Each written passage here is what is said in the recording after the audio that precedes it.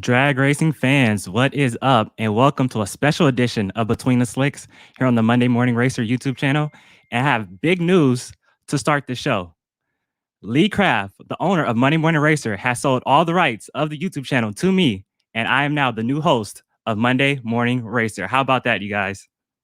Nah, I'm just kidding. No, I'm just kidding. I'm filling in for Lee here tonight. He's actually on the road to Norwalk for the Summit Racing Equipment Nationals in Norwalk, Ohio. So I'm filling in for him tonight, and I'll be hosting the show. We have two great guests tonight: co-owner of the New Englander Funny Car, Paul Weiss, and driver Cory Lee. So tonight's gonna be really fun, and I want to just say a big thank you to Lee for allowing me to host this show tonight and trusting me in hosting his show. This is an Emmy award-winning show. He has built this thing from the ground up, and I'm super happy that he trusted me and has allowed me to do this here tonight. So we're gonna have fun. We're gonna talk drag racing, and let's actually bring on the Monday Morning Racer himself on right now.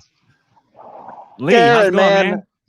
Man, it is great here in the Commonwealth of Virginia, in the middle of nowhere. And man, I'm excited for you to host this. Thank you for hosting, as that will allow me to continue to get on down the road, get that much closer to Norwalk, where I'm not having to push so hard tomorrow.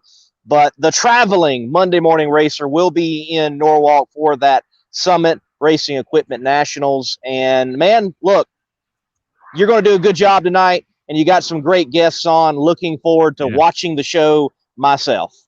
Yeah. How far are you from Norwalk right now? You broke up, or I'm breaking up. Try that again one more time. I said, how far are you from Norwalk right now? How many hours are you out?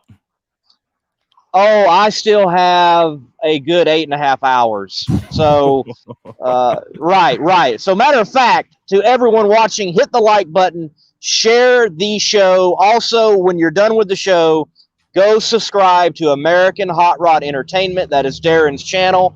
Darin, look, talk drag racing and take it away and let me get up the road. Okay, one more question, though, before you go. One more question.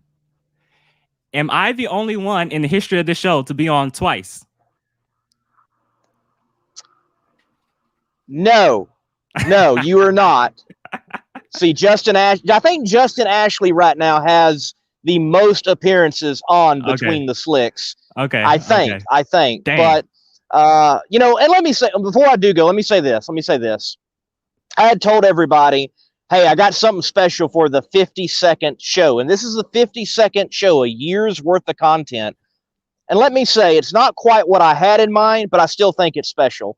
Because I have been given an opportunity to do something that I love to do, and I've been given a shot by Chip Lofton and strutmasters.com, by Doug Foley, and by other people in the industry to advance in media. Bobby Bennett with Competition Plus and the Competition Plus Power Hour.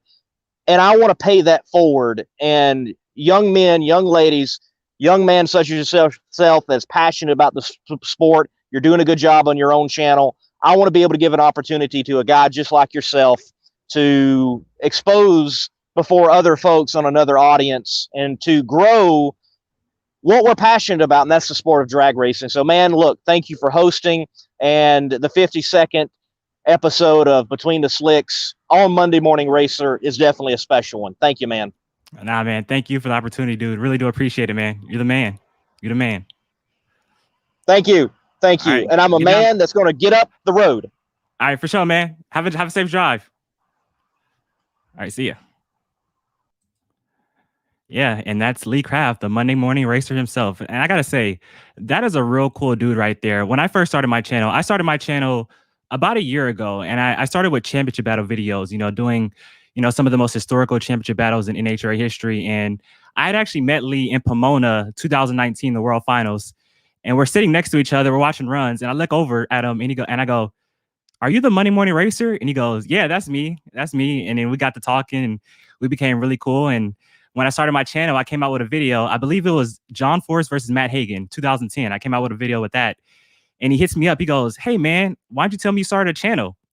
And I just thought that was so cool how he did that and really genuinely cared. And from then on, he's really helped me out so much. He ended up calling me and saying, "Hey, can I be a social media consultant for you?" He showed me all the tricks of YouTube, Facebook, Instagram, everything. So I really got to say thank you to Lee. He's one cool dude, and whenever I need help, he's always there for me. And I got to say thank you. And I thank him for trusting me in hosting his show tonight. I'm still a rookie at this. I started doing live shows maybe 3 months ago, so I'm still a rookie. So the fact that he trusts me to do this is awesome. And like I said, we have two great guests tonight: co-owner of the New Englander Funny Car team, Paul Weiss, and also the driver, Cory Lee. So we got some cool guests tonight. We're gonna have some fun. But before we do that, let's actually talk a little bit of drag racing.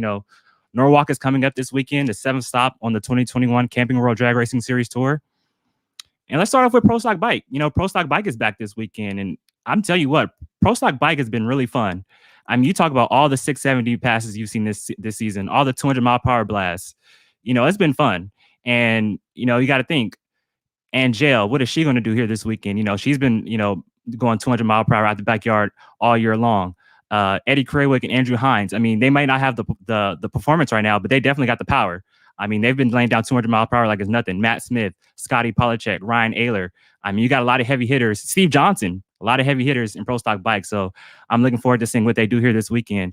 Pro Stock, a lot of storylines right there. You got Aaron Stanfield, your reigning Factory Stock Showdown champion. Can he continue the momentum going into Norwalk?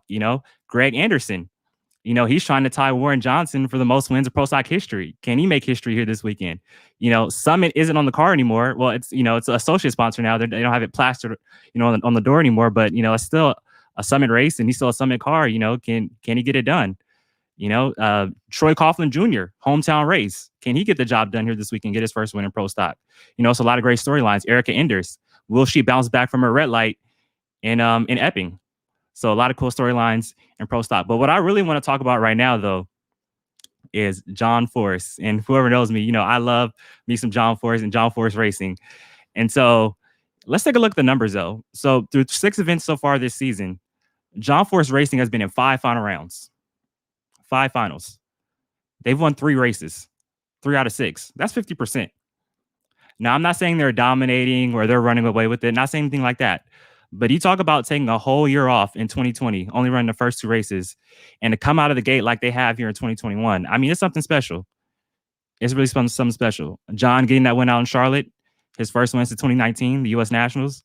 Robert coming right back in Houston, going back to back, and then having an all John Force Racing final in Epping. John Force getting the win, 2nd win of the season, 3rd in a row for John Force Racing. I mean, what more can you say? Bob Tasker still leads the points, though. 2 wins here this season. Mike Neff and John Schaefer got that car running really good. Funny cars can be fun. And you got to take a look at J.R. Todd. I mean, JR has been so consistent this year. I mean, that car just goes down the racetrack. They never smoke the tires. When's the last time JR Todd smoked the tires in eliminations? Can anybody tell me that? I don't know. I think the last time JR Todd smoked the tires in eliminations was the Gainesville final, which he won. So I'm saying that car is so consistent. They run in the 395s to 399 range every weekend. And that's the consistency you need to win a championship. Just being honest. If they could pick up a few tenths, a few hundreds, I'm sorry. That's a championship caliber team right there. They have the consistency. And then, like I said, John Force Racing isn't dominating, and they know that. They know the momentum could swing anyway. Matt Hagan and Ron Capps, they could rip off 3, 4, 5 wins in a row. So it's still early on, but funny cars be really fun. Matt Hagan, Ron Capps, they've started off a little slow, but like I said, they could rip off a few wins. You can't forget about Tim Wilkerson, Alexis DeJoria. I mean, there's a lot of other heavy hitters in funny car right now. So it's going to be fun. And then top fuel eliminator, the Capco boys, Steve Torrance and Billy Torrance. 4 wins this season between the two. Steve Torrance has 3. Billy Torrance has 1. I mean, who's going to be that guy in top fuel that steps up and could take down the Capco boys? Which team is that? I think it's Antron Brown, to be honest. I think it's Antron Brown. You look at his performance in Atlanta. I mean, that was an all-time performance right there. On the tree, laying down good numbers. And he rose to the occasion in the final round against Steve Torrance. Went up there and spanked Steve Torrance. Not spanked him, but he went up there and beat Steve Torrance in the final. That was badass. I think, Antron's that guy, those few years without Brian Karate, they hit a slump. But Brian Karate's back. They kind of struggled last year, with the full team back, with the band back together. But this year, it's all going to come together. And I think by the time the countdown rolls around, Antron will be back in championship form. But they got to go out there and prove it first, though. I mean, Steve Torrence is the man to beat. I mean, since 2016, people think Steve Torrence, came to form in 2017. 2016 was actually when he started to show, hey, this is a team to be reckoned with. 2016, won a few races, set a national record, finished top 5 in points.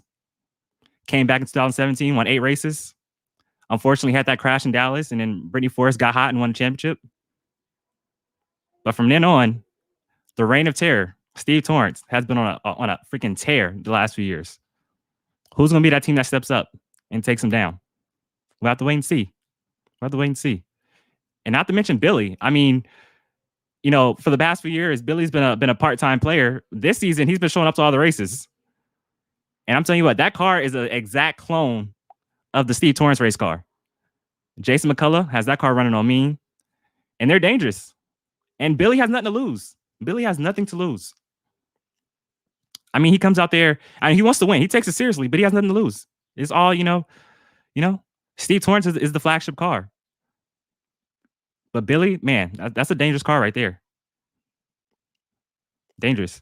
And if you think about it, we're halfway to the countdown. We're halfway. We're 6 races in. After Norwalk 7, we'll have 6 more until the countdown. It's go time. I know it's came by fast, but we start the year a month and a half later. We've had a few races postponed. We've had a few races canceled. Phoenix canceled. Virginia postponed. Topeka's now in the later half of the year. No Chicago. Bristol's in the countdown. So we're halfway to the countdown. And it's go time. For those teams who want to make a championship run, better start getting their stuff together now. Because it's time to go. It's going to be an all-out battle. And I can't wait. In all 4 classes, it's going to be an all-out battle for that championship. And if you follow my YouTube channel, American High Ride Entertainment, I love me a good NHRA championship battle. It's going to be fun. It's definitely going to be fun. Let's take a look at some comments. Thank you, everybody who's joining us here tonight. Let's take a look here. Sam Heisen. Hey, man. Hey, what's up, dude? Crazy to think it's been 1 year, man. You have a new viewer tonight. My sister Savannah is watching tonight. Well, thank you. I really do appreciate it. Just trying to, do a good job for Lee. And like I said, his show is award-winning, Emmy Award-winning. So hopefully I do a good job here tonight. And everything Nitro, it's MMR and TMR, Thursday Morning Race. Hey, you guys, go subscribe to Everything Nitro on YouTube. That's actually my buddy Andrew Morales. He does the post-race shows with me on my channel. After every NHRA event, we do like an NHRA post-race show. NBA has a post-race show. NFL has a post-race show. Every sport has a post-race show. NASCAR has a post-race show, but not NHRA. So we decided, hey, let's try to bring an NHRA post-race show to you guys, some more content for you guys after the race. After the last pass top field goes down, let's get online and let's talk about it. We all love drag racing. We all love Nitro. We all love Pro Stock. Let's have some more content. Let's talk about it. Real chill atmosphere. Chris Chauncey, safe travels to my friend. Definitely, man. Lee, safe travels to Norwalk. And like I said, thank you again. Lee is a great guy. Got to meet him finally at Epping this year. Cool. Hello from Oakdale, California. Hey, what's up, man? I'm streaming from Los Angeles. Funny car is wide open. Yes, it is. Yes, it is. I mean, there's a good 7-8 players this year who can definitely go out there and win a championship. I mean, it's gonna be fun. I mean, like I said, in all 4 classes, it's wide open. I can't. There's no favorite right now in any class. I mean, except for top field. I mean, Steve Torrence, but definitely it's wide open right now. It's gonna be fun. DSR is going to come around strong, and they are. They will. Dean Antonelli, John Medlin over the Ron Caps, they're going to get their stuff together, and they're going to be strong second half of the year. Same way with Dickie Venables on Matt Hagan's car. Like I said, the momentum could swing here this weekend. We can see Matt Hagan and Ron Capps, rip off 3, 4, 5 wins in a row before the countdown. It's definitely a possibility. Lou Flores. Hello, everyone. Hey, what's up? Definitely. So it's going to be really fun. And I'm looking forward to Norwalk this weekend. Like I said, halfway to the countdown. And Lee, don't eat too much ice cream, man. I know it's $1 for a pound of ice cream. Don't eat too much. Don't have an ice cream crash out there in Norwalk. But definitely. But hey, like I said, thank you all for joining us here tonight. We're going to have a fun show. We have Cory Lee and Paul Weiss, the co-owner of the New Englander Funny Car and the driver of the New Englander Funny Car, in the green room, and we're going to bring them on next.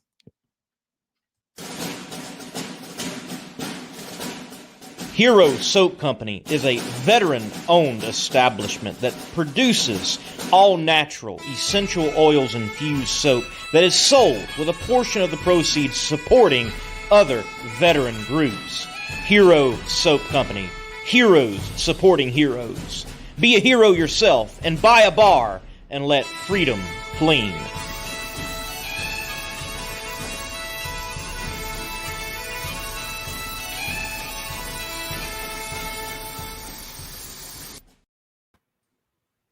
Ladies and gentlemen, co-owner of the New Englander Funny Car, Paul Weiss, and driver Cory Lee. How's it going, guys?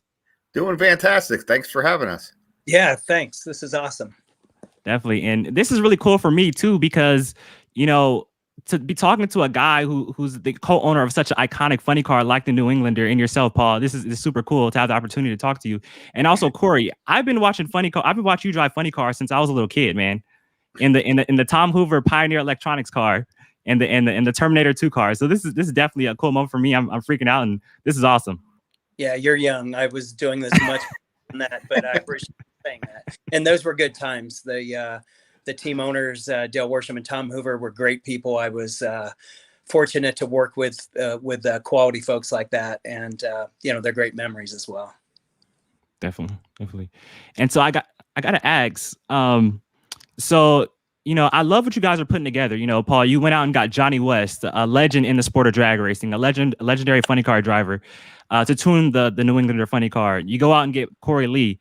But I got to ask, how did you get two West Coast guys to come all the way across the country to the Northeast to work on your funny car? How'd you do it?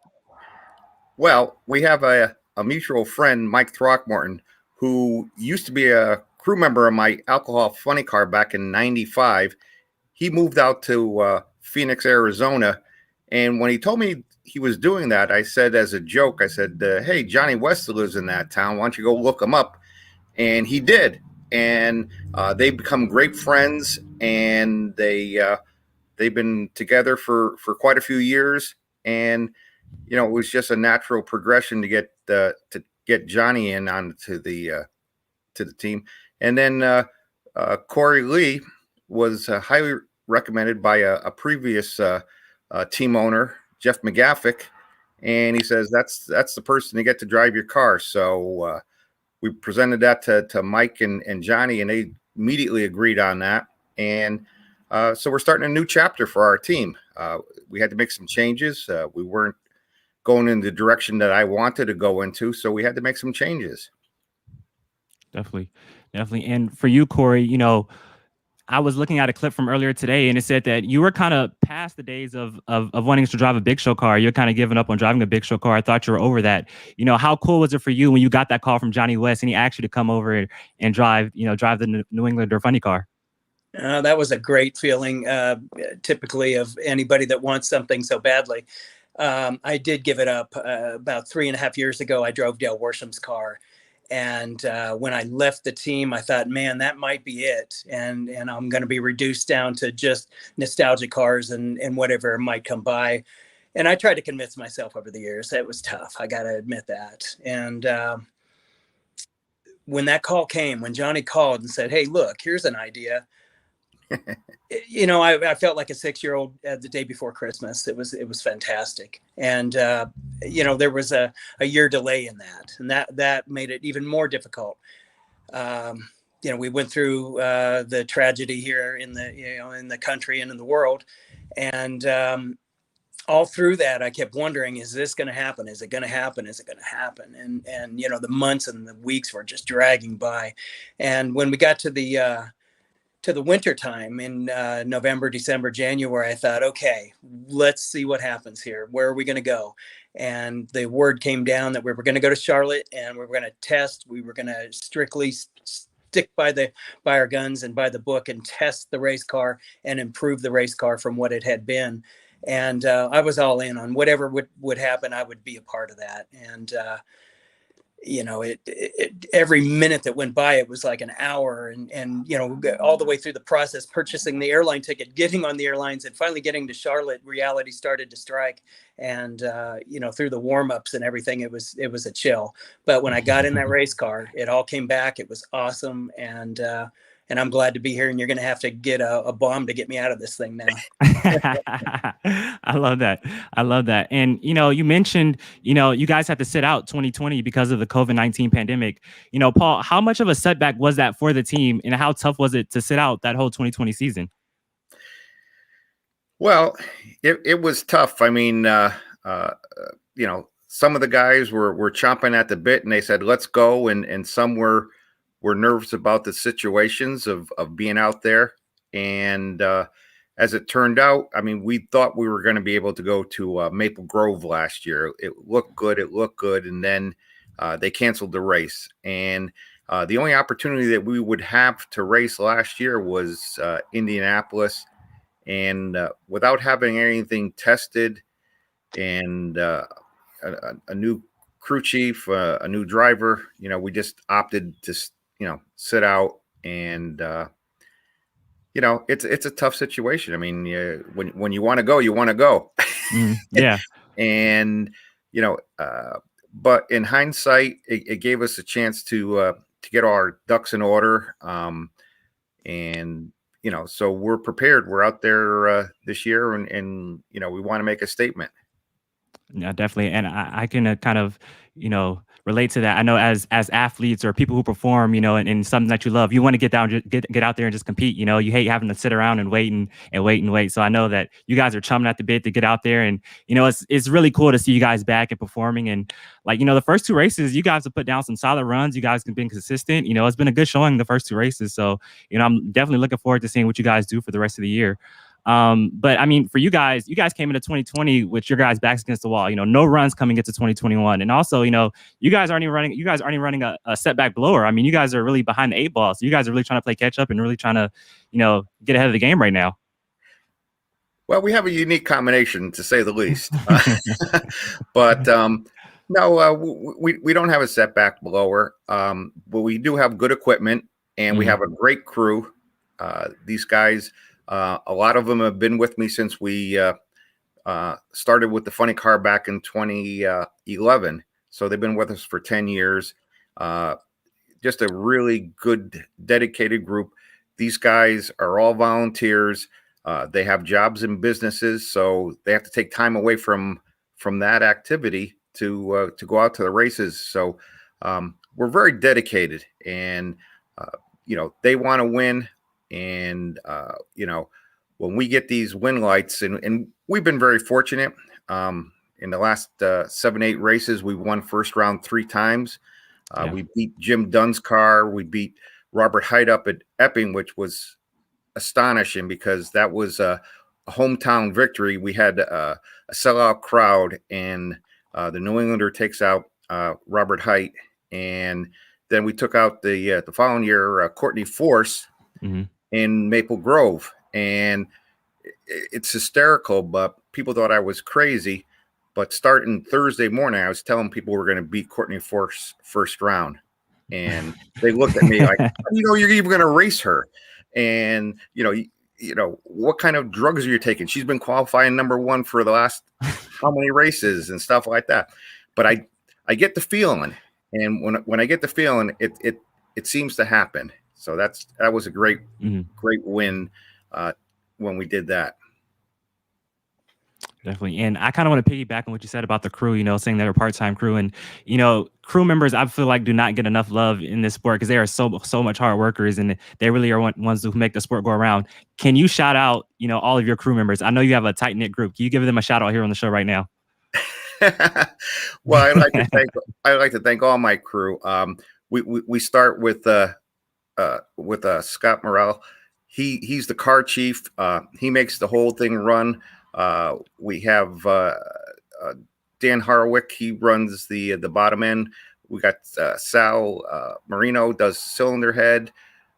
Scott also does the other cylinder head. We have Sal's brother Vince. He does the oil and fuel, and just wash the parts. And it's kind of like, everybody's important on the team, and even the parts washer, if they find a little crack in a part and it saves the day, so there's no little jobs on there. Everybody must work as a team. And then we have Chris Monaco working the clutch. We have Dave Rowland doing the blower, and we have Adam, and if I can pronounce his last name, sorry, Adam. We'll just have to leave it at that here. But he also does the clutch, and also we have my partner Ray Goodrich, and then we have Johnny West doing the tuning. Assisting tuning is Mike Throckmorton, and then last but not least, we have two girls that do the hospitality, Paulette and Maura, who do the hospitality. And, without any of these people, it just makes the job impossible to happen.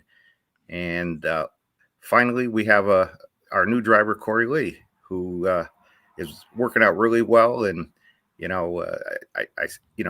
people are, being energized by his enthusiasm, and it's infectious. When you have enthusiasm, other people get enthusiasm. It's like any other sport. There's swings in the morale, and the morale is really high. So thanks to Cory and Johnny and for making that happen. Yeah, I mean, you could really see how revitalized the team is. It's really awesome. And I want to say, Cory, like I said, it's great to see you back behind the wheel of a funny car, man. Like I said, I used to watch you when I was a kid, and you're a great funny car driver. And it's funny though, but you were saying that you thought you would never get this chance again to probably drive a nitro funny car. How special is it to have this opportunity to drive a nitro funny car once again? Well, the economy right now is tough, and there's not a lot of people that get to do what we do.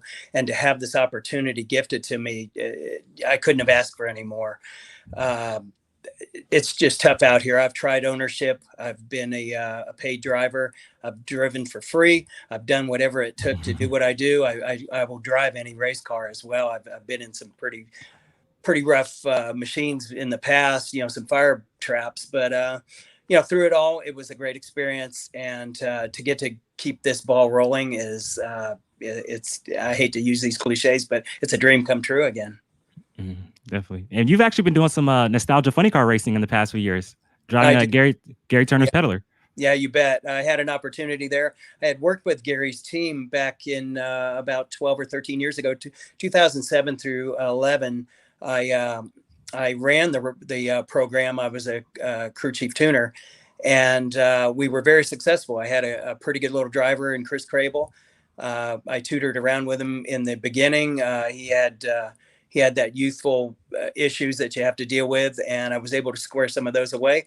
And with his talent, his quick reactions and all, we had a very successful race team. Now, I left the team in I believe it was March of 12, and I went on to race with various pro teams. And I had happened to be working with Del Worsham down at his race shop, which is in Orange, California. And lo and behold, of course, Gary's shop's in the same region. And he had stopped by one day just to chat, visit with me. And one thing led to another. He asked if I wanted to come back to the team, maybe tune the car. And if I thought I wanted to drive it, take that chance too. And of course, I had to push him out of the way to get down to that shop as quick as I could. I told Del, here's a chance I've got. And he gave me his blessing, and we started slow. I took a project that had been in damage for some time. It wasn't being run properly, and the team was falling apart. And Gary had lost his hope and direction. He had thoughts of actually selling the team. So my goal was to resurrect the team, very similar to what we're doing now with the New Englander, which really is part of my forte, because I had been with a lot of teams. Coincidentally, unbelievably, in my past, that were doing the very same thing. We're going to resurrect a program, we're going to build a program, and we're going to try to make success. And here I am doing it again. But with Gary's car, it was a little bit of a challenge. The parts had been changed from my program, my original program, and it just wasn't right. The people before me just didn't have a good understanding of what they were working on. Some of them were even pro car guys, but the problem with that is they were taking that pro car mentality and trying to apply it to a different machine, and it wasn't working. So it took us a while to dig out, and I had some good friends in the Worsham family that helped me with some parts and some direction. And we have a pretty good little hot rod over there. And so I get the best of both worlds. I get a nostalgia car, I get a pro car.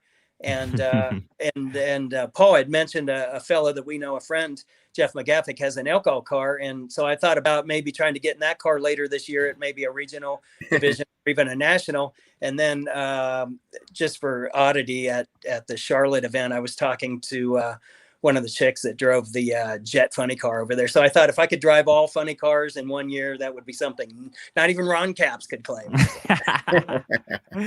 Doing the hat trick, driving a nostalgia car, a nitro car, and an alcohol car. I love it. I love it. And actually, you were driving at the March meet for Gary Turner, and you got your tuner, Johnny Weiss, was actually tuning for James Day out the March meet and driving a field altered that same weekend. Were you guys, trading notes back and forth, like saying, hey, trying to get ready for New England? Honestly, first of all, I didn't know Johnny was doing that. I saw him park next to those guys, and of course, they're all Arizona gang. So I thought, no big deal. But then when I saw Johnny actually handling the clutch over there, I thought, So immediately Johnny became my adversary, my my competitor. So no, we didn't have any of that talk about nostalgia cars. We had just a few quick conversations about the pro car. You got to remember, we were in the heat of battle. Johnny was running his fuel altered car as well.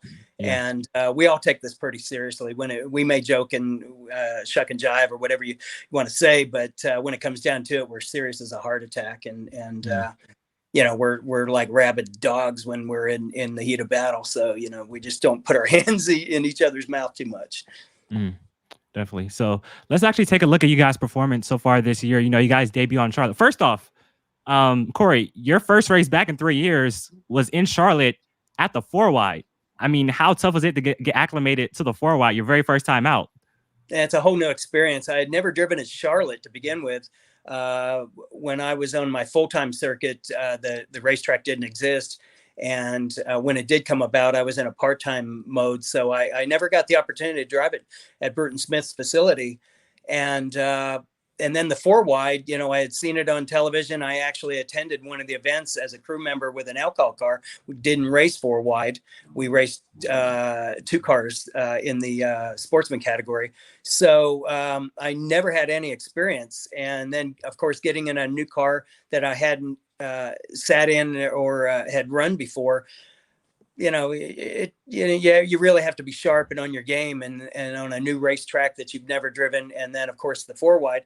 And we hear all this babbling about the 4-wide and the crying and belly aching about how tough it is or what the problems are. But the fact of the matter was, I asked some of my good friends, the good driver friends, and what's up here? And it was a straightforward thing. Here, do this, this, and this. And, it's easy to talk about. Get in one of these cars and it's a different world. And a lot of people don't understand that. They get their little practice trees and play with that and blah, blah, blah. But the fact of the matter is, if you're in the jaws of the beast, none of it's the same. And so we did the warm up earlier in the day and that all went well. Johnny and I were really jiving pretty quickly. We're on the same page with everything. And of course, we parallel each other in the drag racing game. So, we have the same mentality. It wasn't hard to get hooked up with him mentally. And, they gave me instruction on how they wanted me to drive the car, exactly what they wanted me to do. They were working out problems with the car. So I was to follow instructions and then simply give them a clear pad to work with the race car. And so I was told to give a short burnout and a quick stage. And I did all that. And, looking at I got a great opportunity as well. I was in lane 1 and there are differences in the view of the tree. Lane 1 and lane 4, obviously, you look at your bulb. But when you're in 2 and 3, you look against your bulb because you've got to see what the other drivers are doing. You got to know when all 4 cars have pre-staged, and then, of course, staged. They wanted me to just be straightforward. I got in quick. As soon as all 4 top bulbs were on, I just rolled up right away. I put on high side, left off the clutch pedal, and just rolled right in. And it wasn't a long wait. Everybody else got in, and it was time to hit the throttle, and it was fantastic from there. That's awesome. So you guys go to Epping, New Hampshire, the New England Nationals, and you guys qualify 12th. a good starting position. You take on John Force in the first round. And for Paul, like you said, you defeated, Courtney Forrest out in the first round in Reading, a few years back, and then you defeated Robert Height in the first round, two John Forrest racing cars. I'm feeling, though, you have to be feeling like, hey, we might have a shot against John here in the first round. Yeah.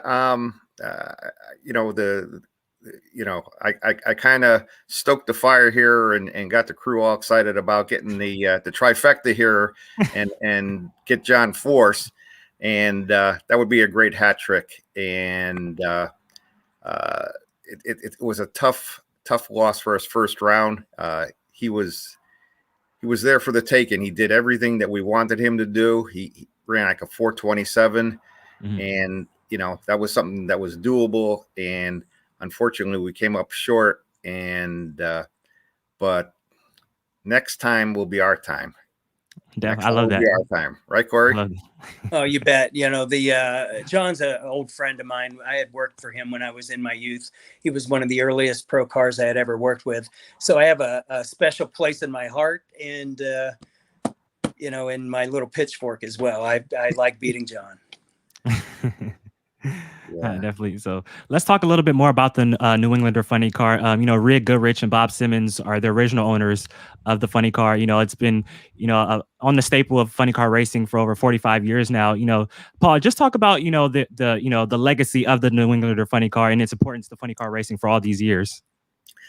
Well, basically they, Bob Simmons and Ray Goodrich got together back in '76 and they formed the New Englander. Little tidbit about where they got the name from. They were trying to figure out a name. They're trying to figure out a name. And Al Hanna, of all people, came up and said, you guys ought to be called the New Englander. And that's what they went with. And they did match races and divisional races. At that time, the pros were running at the divisional races. So they did Division I races. And they plugged away at it. And then in '79, Ray Goodrich built a brand new state-of-the-art car, 79 Challenger, and went to Epping, New Hampshire. The first race was a match race weekend, burnt the car completely to the ground. That was a total loss. So Ray decided to go with a rear engine dragster. And in 1980, Bob Simmons was driving the car. Got a little bit out of shape, and the car ended up going into the woods about 1,000 feet into the woods in the shutdown area. Totaled that car out. So in less than 1 year, they totaled out 2 cars. And so Ray stayed with the Top Fuel dragster. I met Bob Simmons in 1985. I was running a Super Comp dragster, front engine dragster, and I was thinking about moving up to an alcohol funny car, and I started talking to him. And one thing leads to another. I'm on their crew, me and my brother. And so we went out to Indy in '85 and '86. And both of those races we won first round, even though we were running a Donovan-powered 392 Hemi versus everybody going with the 426 Hemi. So anyway, I broke away from Ray towards the end of the '80s and started driving my own alcohol car for 20 years or so. And then when I turned 50, I said, I'm not getting any younger. I really want to drive a nitro funny car. So I approached Ray and I said, you want to go funny car racing? And he looked at me like I had 3 eyes on my head. It's like, how are we going to do, nitro funny car team? And I said, well, you turn the wrenches and I'll put everything together. And, so I collected all the parts and I got all the people and did everything. And Ray just, bolted the car together and we ended up going out with the funny car as a Dodge Stratus, and it was in 2011, and it was like a kind of a our first race. We had one block, one pair of cylinder heads, one blower, and 2 sets of rods and pistons, And I said, Ray, let's just go to Englishtown. We're going to go to Englishtown anyway as spectators. So we'll bring the car down. And, when we, break apart and we can't race anymore, we'll just park it. And then, we'll have good seats. So we go down there, and we never, we just started the car up in his driveway and brought it down there, never took it out for testing or anything like that. And on the third pass, we ended up running a 425, and we were qualified at the last qualifying session. And, we were like ecstatic. I mean, the low qualifier at that time was a 409. So we weren't that far off the pace. Mm-hmm. Not bad for the third run on the car. Mm-hmm. And unfortunately, John Force was still out. My nemesis here, as well as Cory's, and he bumped us out of the field for our first race. And but we went there, and the crew performed tremendously. They had a lot of heart, and I can't speak more highly of these guys. They make it all happen. You can have the best driver and the best parts, but if you don't have the crew members to go in the trenches and do the hard work and make things happen, you're not going to have a car, whether it's John Force or us or anybody. And these guys work just as hard, if not harder, than any pro team out there. Mm-hmm. Yeah. The old adage, you're only as good as your people. That fits. Yeah. Yeah. Yeah. That dang John Force, huh? Old nemesis. Yeah.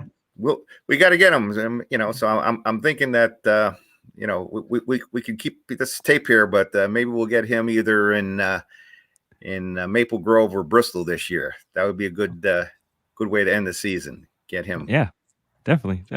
We got a question here for Cory. It says, from Everything Nitro, Cory, who did you miss lining up against the most?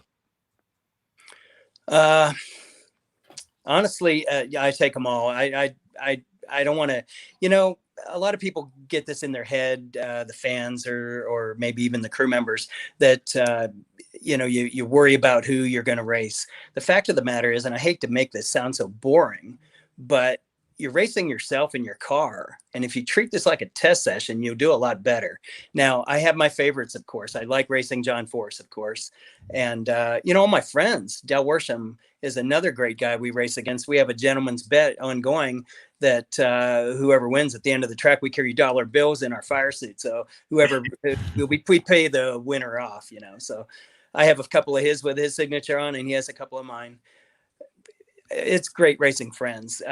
If you got a guy you really don't like, or you have phobias like Kenny Bernstein had against women, you get things like that in your head, and you lose. And as an example, Kenny lost all the time to the women. He couldn't handle it mentally. I don't know. So, if you don't get all that garbage in your head and you go out and race your car, I'm saying this for Johnny West too, race your car, do your thing, and don't worry about who you're up against.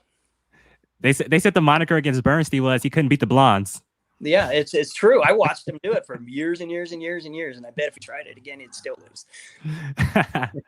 So let's actually talk about you guys' careers now. From start to finish. Cory, for you, you actually started, racing funny cars at 17 years old. You got a pretty early start. And so just talk about Harlan Thompson, the guy who gave you, your first start driving, funny cars in Europe. Talk about that. Yeah, you've done your homework. Yeah, Harlan took a chance. He had Tom Hoover actually put a bug in his ear, I believe. Tom had raced over in Europe a lot, and they sold cars to the guys. Harlan was over in Europe. He had raced here in the States for some time on the East Coast mainly. He was from New Jersey at the time, originally from Washington. But Harlan was on the East Coast. He was running some cars back there with Broadway Freddie and, the couple guys like that. We'll just leave it at that. And anyway, he ended up going to Europe for some time, and he was doing really well over there. It was easy to be a big fish in a small pond, and he took advantage of that. And he had great sponsorship over there with Budweiser, and he was hooked up with the military. He was a veteran as well. So Harlan needed some help. He was kind of hitting a low spot in his career, and a couple guys put the bug in the ear about myself. I had some clutch skill and had worked with some pretty good cats along the way, so I gathered up some knowledge, and I had this burning desire to drive a car So he used the old carrot rope trick and said, "Hey, look, come over here and help me a little bit, and I'll help you." And who was going to say no to that? Especially going to Europe and getting a whole new experience there, racing on drag strips, World War II drag strips and things of that nature. So I took the opportunity and just rode it hard. I went over there and was able to solve some of the problems he had in the bell housing, and he had a pretty good engine tune-up. He was doing fine there, but during that period, the technology in the bell housing was changing, and the amount of discs and the amount of levers, etc. And he needed to hop it up because the competition had caught up with him. So we were able to do that, and he kept his word. He had a car that was laying over in the mud at a pig farm. It had been a show car or something. I don't know. I think it was a stolen car off the East Coast is what it was. And they shipped it over there and it ran for a while. And anyway, it had been discarded. He said, if you could put that thing together, I'll get you some tires and some nitro. And so back then we didn't have any restrictions on our luggage, the amount of luggage or the amount of weight. So I actually built a funny car in England, thanks to Virgin Atlantic and United. They hauled all my parts over there, and I would come over in my off time. I would go to guys like Gene Mooningham's place and build he'd give me a case over there's a couple rotors and do this and do that, and I put a blower together. I had been working with L&T clutches, Lanny and Tony's clutch industry, so I was able to go put some parts together and build clutch systems. And I actually built a pretty cool hot rod over there. I hate to say this, but I got my engine from Daryl's crash, where he was hurt real bad. That was impounded for some time over there. And when it was released, nobody wanted it. The Gwins didn't want it. Certainly it was a beat up piece of junk. And so I took it and, I was able to salvage most of the engine. The manifold had been broken and a cylinder head. The engine tumbled down the track during the crash. So I found a similar head. It wasn't dead on, but it was close enough for me. And I built a blower and put a clutch in the car. And Harlan gave me the tires and the nitro he told me he would. And I got to actually start making my big time car runs over at Santa Pod Dragway in England.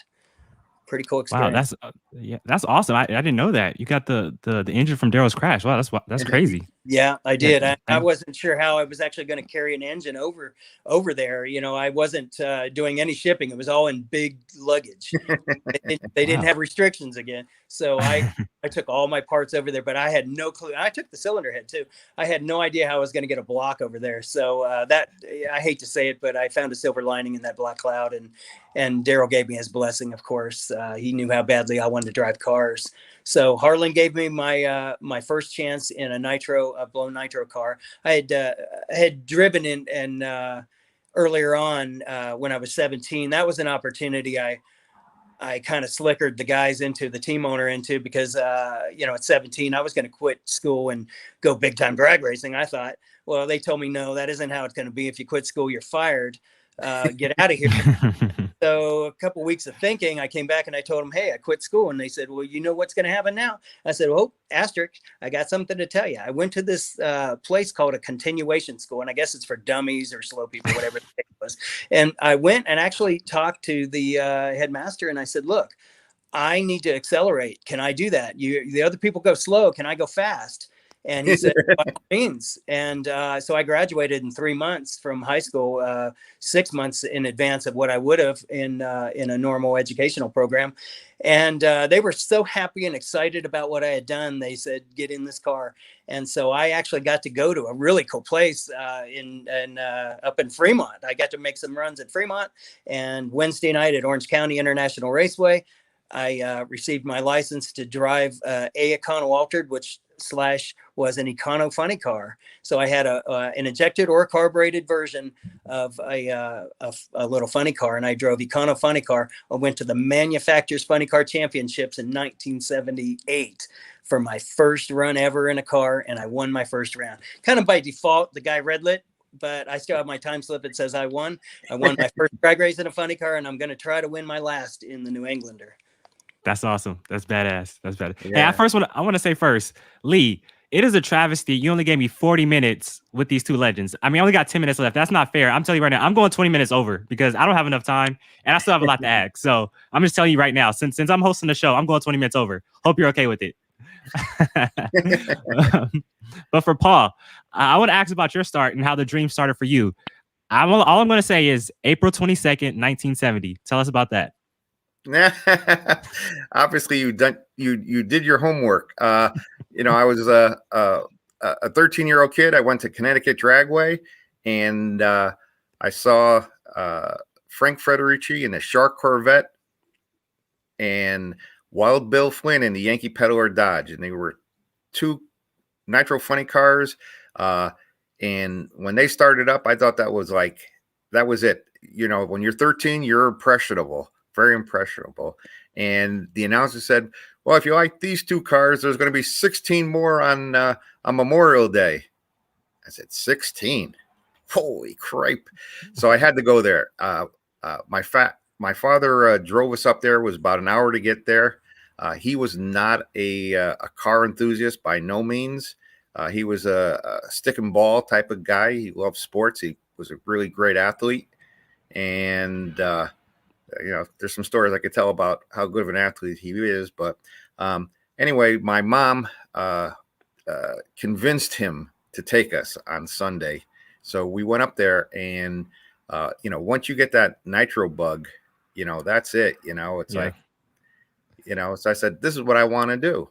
And so I ended up, going to college. I graduated Northeastern with a marketing degree up in Boston. And when I graduated, I had graduation at 10 o'clock in the morning. And by 2 o'clock, I was at Connecticut Dragway watching awesome. Arnie Karp and some of these other people running their alcohol funny cars. And so I ended up as a graduation present, I bought myself a front engine dragster for $1,200 without a motor. And it came with an enclosed trailer and put a big block Chevy in there and ran the car for 6 years, and I bought an alcohol funny car, and we did that from 86 to 06, and that's when we started putting the nitro funny car together. And so at age 50, I finally got a nitro funny car. At that time, was my plan when I was putting this whole team together and the car together for me to go out and drive the car. And somehow 15 years later have gone by and I've only towed the car back from the finish line. So, but that's the way it goes. The sport has a lot of ego involved in it, a lot of crew chiefs and drivers and so forth. And sometimes, you just have to put the ego aside and do what's best for the team. Mm-hmm. And that's what I did. So, I've moved positions, to a team owner, and it's my job to try to get the funding to support this car. And when the car shows a little bit of shine, when you beat a Courtney Force or Robert Height, you get people stepping up and they throw a little bit of money at you and keeps you going. When you don't win a round or when you smoke the tires and not qualify, nothing good happens. Mm-hmm. And so that's the reason we made a direction change, and we brought Johnny West in, we brought Cory in, is, we needed to make some changes so that, we could be more viable as a team to get the corporate dollars and, make things happen, and so that's my job. My job is to, at this point here is to find the money to support this team and give them all the resources that they need to be successful. And I'm very, very driven. I don't like to fail. And when I do something good, it's a lot of satisfaction, when we beat a Robert Height or Courtney Force, that's big. And people say, wow, that's just one round win. And, we have a situation here where Terry Haddock actually won a few rounds up at Epping. And prior to that, he has not won a round since 05. Yeah. And he's went to a lot of races and he hasn't won.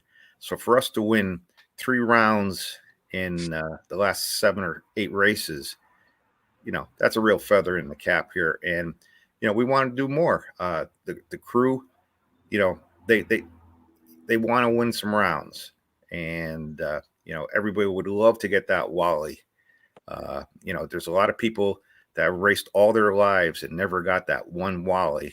And you have people like, John Force and Ace Manzo, who's won over 150 of these Wallies. And so for us, we'd be ecstatic with just one.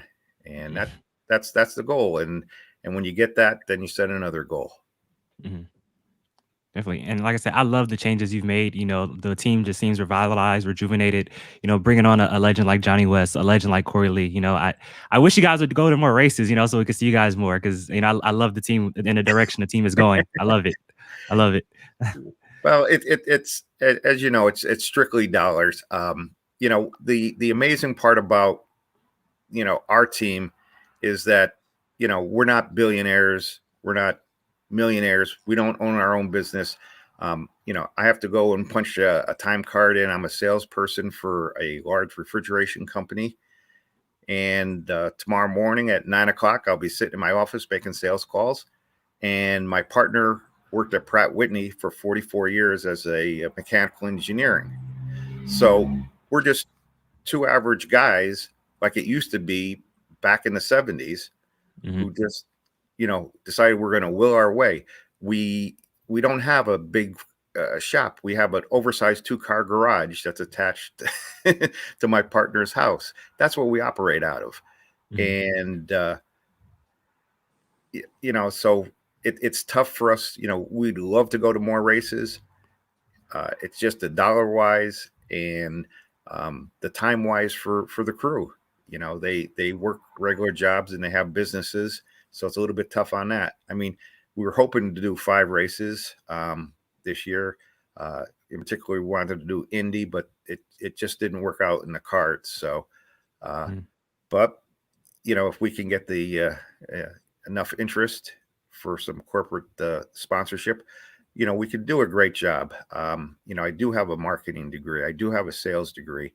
And given the opportunity, we can do a great job for a company, give them a good return on their investment, and get a lot of people excited about their product or service. Definitely. Real quick, because we are actually running out of time, and I wish I had more time with you guys. So I'm gonna try to get a little bit extra time. Okay. Hopefully Lee doesn't get upset. I'm gonna try to extend this show a little longer, because, like I said, there's a lot more I want to ask, and I'm really having fun talking to you guys right now. Cory, quickly, you've worked for a lot of, high profile people during your career, like Ace McCullough, Gary Burgin, Al Segrini. I just want to ask real quick, who was that guy who had the biggest impact on your career, in a positive way, and also after that, can you give us a really good Ace McCullough story? We'll get to that next. Well, I tell you what, I don't want to choose one guy, because the fact of the matter is they all gave me something. You mentioned a few good names. Al Segrini. Al gave me things like organization and cleanliness and professionalism. Gary Bergen gave me the experience with a pro car in all facets. I had to work the bottom end. I worked on the clutch. I know the guys would find it hard to believe, but in the earlier days, a lot of us did this. We would work multiple positions. So I could do the bottom end, and once the pistons were out, I could work on the clutch and then come back and do the bottom end and then go back and finish the clutch. A lot of us did that. They all gave us experiences along the way. Del Worsham, I still am learning from him. McCullough, he gave me the toughness. He was a hard pipe hitting son of a gun. He would will those wins, and we got a lot of wins with him in that team. Bernie Federley with Larry Miner's team. We got a lot of those trophies that people brag about, and a couple world championships, IHRA world championship. So, I took something from everybody, and even guys that you may not have heard of, like Bill Dunlap, the Captain Crazy car. I maybe didn't learn what to do from him, but I learned what not to do. And that's important too. You have to know your parameters and the highs and the lows. So I'm not going to give credit to anybody. I'm going to give credit to everybody. I love it. The second part of that, the Ed McCullough stories, most of them I can't talk about. The guys always, the old guys, the first, second generation guys always talk about that book, that if we wrote the book, we'd all go to prison or go to hell. Well, they're not lying.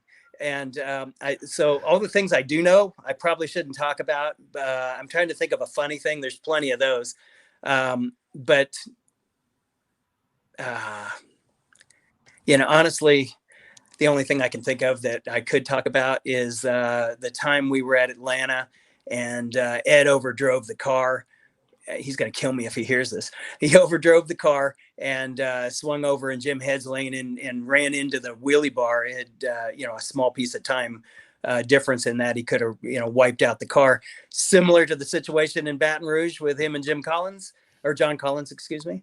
But Ed was tough. And when he got out of the car, the first thing he said to me was, other than that, Mrs. Lincoln, how was the play?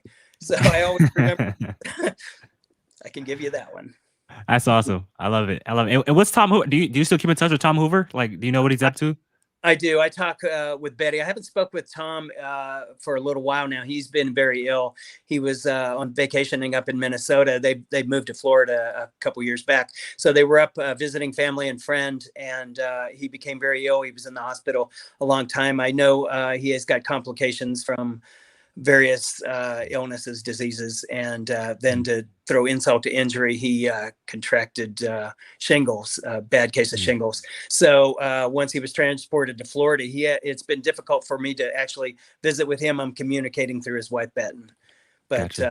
they're still kicking, and we're still talking about the good old days. Yeah, sending a lot of healing energy to Tom Hoover, man. Thank you. I appreciate it. Love. Yeah. Folks. Yeah, definitely. And for Paul, quickly, so I want to take you to Englishtown, 1983, with your front engine dragster. You're waiting in the staging lanes. It's a lot of oil downs. You're waiting. You're getting bored, and you actually turn the hood scoop on your dragster around. Just kind of tell everybody about that story right there before we end here tonight. Well, that is a funny story. We're in the staging lanes, and at the time there was just a long wait between oil downs and the amount of cars and stuff like that. So me and my brother were like bored. So we had our front engine dragster, and we turned we had one of those big formula scoops that were very popular at the time, and we turned it backwards. And people would come by and kind of give a double take, and they'd ask why we did that. And, racers always liking to pull legs on people. I immediately said, I don't know what it is, but I picked up 5 miles an hour by doing this. They go, what? I go, yeah, I couldn't believe it. I go, back up a Connecticut dragway. We flip it back and forth, and we picked up 5 miles an hour on this thing. I don't know. Maybe it's kind of like, how the cowl hood is on a Z28 Camaro. The air comes in from the back and it improves the performance. So I gave him that kind of line of BS, and didn't even think anything about it, and we went back to Englishtown, I don't know, about 5-6 weeks later. And all of a sudden I'm looking around here, and there's like 5 or 6 cars that have these formula scoops. One was on a 55 Chevy, and they were all backwards. They believed it. I couldn't believe it. It was just, a prank that us racers like to do against each other. I love that. That's awesome. That's awesome. Thank you for telling that story. I wanted to hear it straight from you. So thank you for that. And I love that. Well, hey, you guys, this has been a lot of fun. Like, thank you for coming on here tonight. And I hate that I can't ask you all that I wanted to, because, we're running out of time, and, the show's in an hour. But, man, I really do appreciate it. And best of luck to the both of you guys here this season in 2021. And I really hope you guys can build something for the future and really, get this program back on track and start winning some rounds. And like you said, hopefully get that win. I'm pulling for you guys. Definitely. Yeah. Thank you. Thank you. We appreciate it. I got to say, Darin, I'm really impressed with your knowledge and Thank you. the interview. I got to say, good luck with everything you're doing with your show, and hope I can visit with you again. And Lee, thank you for the opportunity. Yes, you definitely did your homework, and you're a great host, and keep up the great work. And Lee made a good decision going with you. Thank you. I really do appreciate that. Thank you guys. Appreciate that. I'll catch you guys later. Bye-bye. Okay, bye. Man, that was awesome. Cory Lee and Paul Weiss of the New Englander Funny Car team. And this has been a blast. Well, hey, guys, thank you guys all for joining me here tonight. I actually have to show one more commercial before we get out of here. So we're going to take a quick break and we'll wrap up the show. Power-Built Tools exemplifies innovation in the tool industry. From hand tools, power tools, and even tool storage. Check out powerbuilt.com for Power-Built Tools. And remember, use promo code MMR15 for 15% off at purchase.